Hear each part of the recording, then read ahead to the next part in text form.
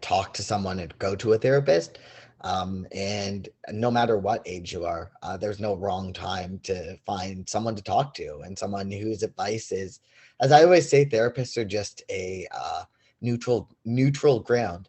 They're a third party opinion where they know you, but they're not coming in from a friend perspective where they're going to give Right. you an opinion that is kind of geared towards you. They're going to give you an honest opinion, and they're there to help.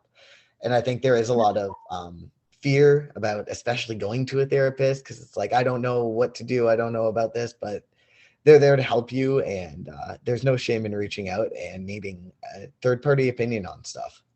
Yeah, absolutely. And at certain times you might have like for me, for instance, I need a psychiatrist as well because I need medication. And at one point I was very, Exactly. no, I don't want to take medication. Like that's not for me.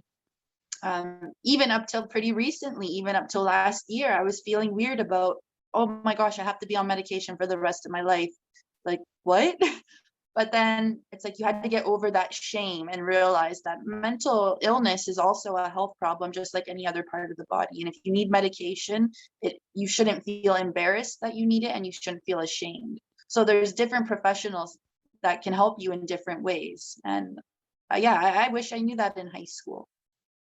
Yeah, me too. And I wish I knew that there were different ways to reach out too. Like I remember when I went to a psychiatrist, I went through my family doctor, and I didn't even know that was possible. I didn't even know where Right. to start with any of that, right? Because no one talks about it.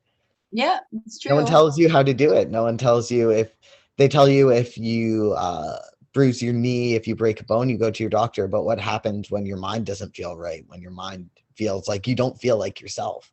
No one tells you how to get to a doctor for your mind, and it's important that it's talked about. And that's the thing too, Alex. It's like if you go to a doctor and they're not giving you what you need, you can go get a second opinion somewhere else. Because a lot of times, maybe a doctor will write it off as well and say, oh, it's just puberty, it's just hormones, you're fine. Exactly. Yeah, but it's okay to also go get a second opinion or go to someone else. Like if one person won't listen, somebody else will.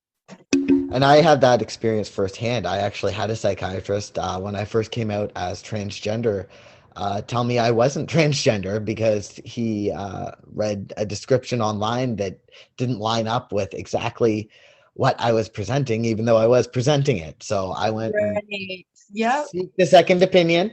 Yep. And as we can see, I'm living a very full, happy life as a man, as the gender I am supposed to be.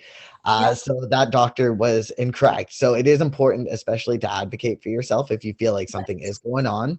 And I think it's important too that it's almost encouraged that you seek a few opinions because you never know, right?